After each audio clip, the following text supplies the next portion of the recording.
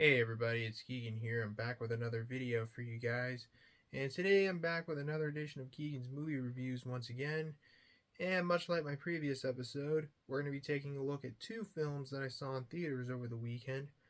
One of them an old film from the 70s that one of my local theaters was screening, and one a brand new film that just came out recently. But yeah, anyways, let's not waste any more time and let's get right into it. The first one we're going to be talking about is the one I saw in theaters on Friday at my local theater, and that is the 1978 horror film Dawn of the Dead, and this is the original. This movie was written and directed by George Romero, and it premiered in Italy on September 1st, 1978. And I shit you not, I actually watched this movie for the very first time over the weekend, and hot damn, I really enjoyed it. Why didn't I watch it years ago? I thought to myself, like, after it was over. But more on that later. Now we'll just get into the storyline pretty quickly and then we'll get into my thoughts on it. So let's take a dive into Dawn of the Dead. Now, in this film, it takes place during the zombie apocalypse. Well, of course, because this is a zombie movie after all. And it follows two Philadelphia SWAT members, a traffic reporter, and his TV executive girlfriend who find a shopping mall that's infested with zombies, but they take refuge in the mall and hide like on the top floor of the building, and they try to hold out as long as they can for potential survivors that might come by at the shopping mall. And without giving away too much, that's basically what the film is about in a nutshell. I must say, I surprisingly enjoyed it a lot more than I thought I would. And it's totally a classic film for sure, and I can totally see why it's regarded as a classic. It's a really well made film. Like, the setting and the atmosphere is really well done and impressive for its time when it came out back in 1978. And it has some really good special effects on the gore, and it's fun, it's entertaining, and for surprisingly the runtime of being 2 hours and 7 minutes, it fits the runtime really well. Like, its runtime was perfect for this movie, and all in all, it's just a really great zombie movie. And the acting from all the actors is pretty good too, I gotta say. This is one of those movies where I say to myself, "Damn, I should have watched this movie years ago." But I'm glad I did, and I'm glad I saw it in theaters at my favorite theater for my first time watching it. And I do know there was a remake that came out in 2004. Um, I will check it out one day. Maybe it'll be as good as the original, or maybe even better. I don't know, but I will definitely check out the remake one day. But all in all, Dawn of the Dead was a really fun zombie movie. It's definitely one of the best zombie movies ever made, and I would totally recommend checking it out if you haven't seen it. It's a classic. And anyways, I don't have anything else to add, so I'm giving Dawn of the Dead an 8.7 out of 10.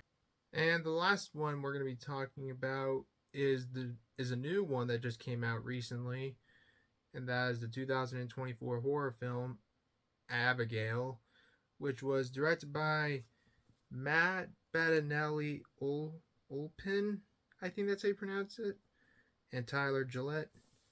And this film was released on April 19th, 2024, and this one I saw in theaters yesterday.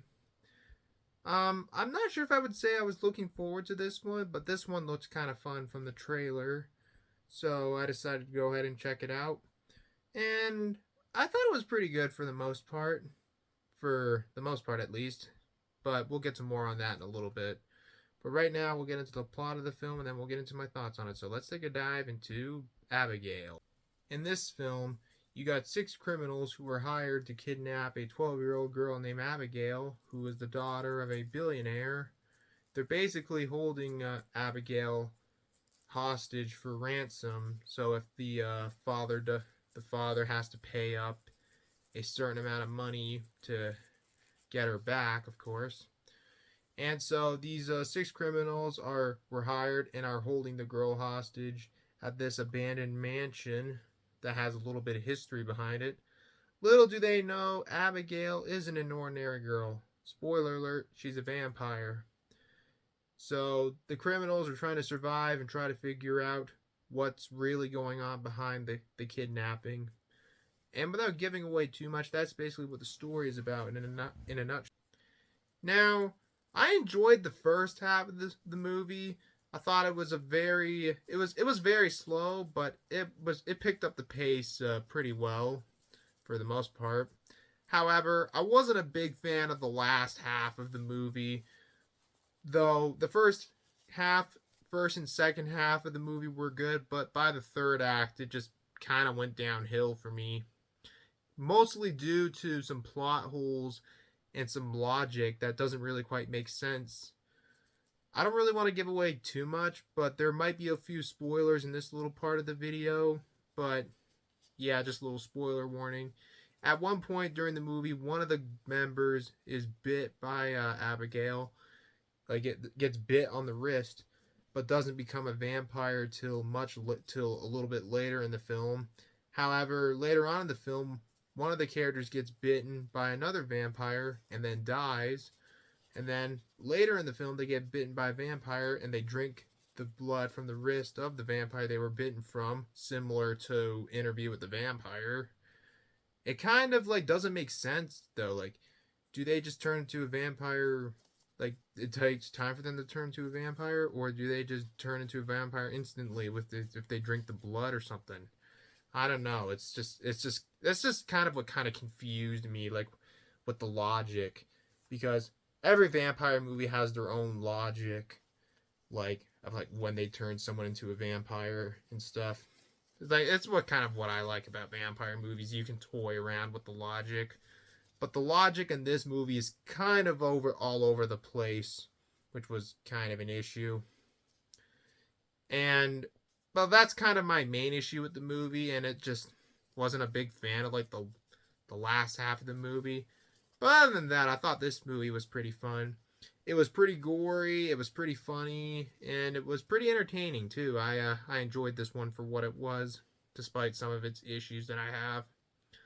One thing I have to give this movie credit for is that this was the last film role of actor Angus Cloud, who you might know from the TV show Euphoria. He played Fezco on that show.